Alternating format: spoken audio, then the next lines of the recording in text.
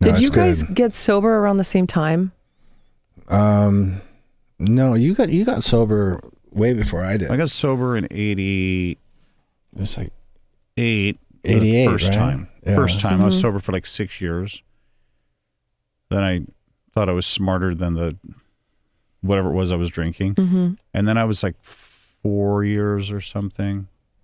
And a lot of this stuff went down around bad shit, which I know better. Like when bad shit was happening in my life, I went to that. I know so much better than to do that. So it's yeah. Makes it worse. It's the worst thing. I mean, I was saying recently, I couldn't imagine dealing with everything that's going on for the last, I'm sober 11 going on 12 years now, right?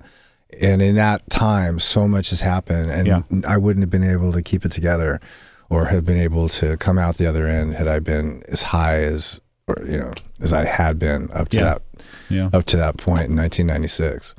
Yeah. So I wonder how I managed to get by that far, how I was anyway. I was a functional alcoholic. Well, addict, you were always chill, and I didn't get high when I was on the road. I didn't get high when we were in the studio because I had this mental block. Well, I think it's you always think it always have your guitar like that, isn't going to work.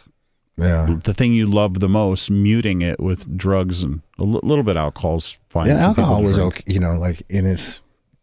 It was like chewing gum, Yeah. You just sort of did it. You didn't.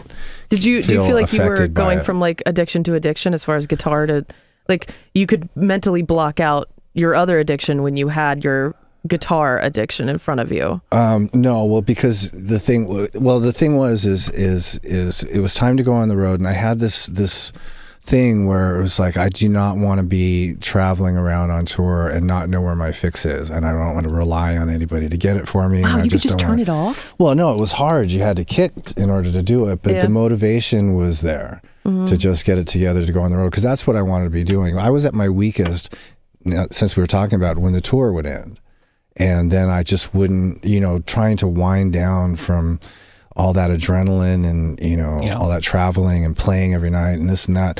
There's so much going on, and then you come home and just sit there, and like the most exciting thing you have to really look forward to is going to the market.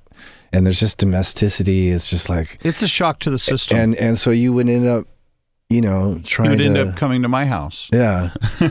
And so I've, over the years, so now when I get off the road, I just go straight to work to keep myself from falling into that trap.